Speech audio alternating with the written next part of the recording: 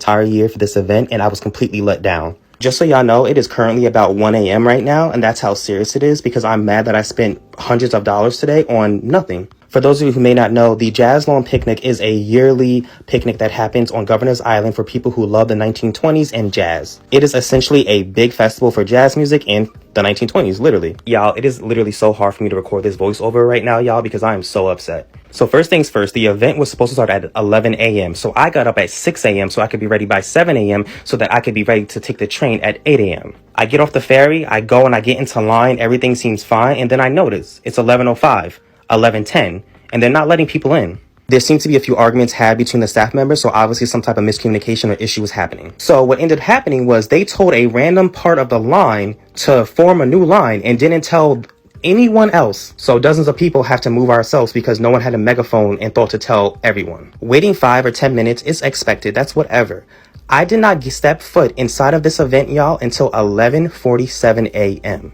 So hundreds of us had to sit there in the hot sun for almost an hour, many of whom were senior citizens and children. So I get into the event and I go buy a blanket because I didn't want to travel with a picnic blanket. So I go to the little shop, I get a blanket for $20, everything's fine. Besides the fact that it was cheap microfiber material, everything seemed fine. Then I noticed, this is from 2022, y'all. They were selling old merchandise at full price.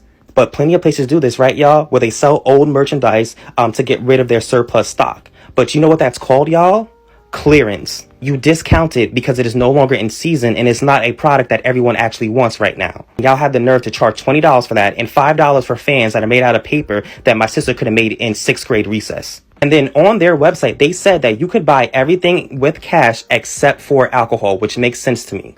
But that was a lie, y'all, because you needed cash to buy anything at this event. None of the vendors were taking cards, and that is just not realistic in the year 2023. Oh, and those gourmet food trucks that they advertised on their website, they were not gourmet, but had gourmet prices. Yeah, no offense to the man who ran that truck because he was a very kind man, but that food was not worth $21. Y'all, no offense to those business owners, but they had some horrible food trucks there. I'm being serious. Oh, and can someone explain to me how you have a jazz festival without black people who invented jazz music? Isn't that a great question? Because for the entire event, they had one black jazz singer. One. No Louis Armstrong, no Ella Fitzgerald, no Josephine Baker, none of the greats. And every single black person that I met at this event said the exact same thing. Y'all can use our culture, but can't be inclusive of the people who created this music that you're enjoying here today.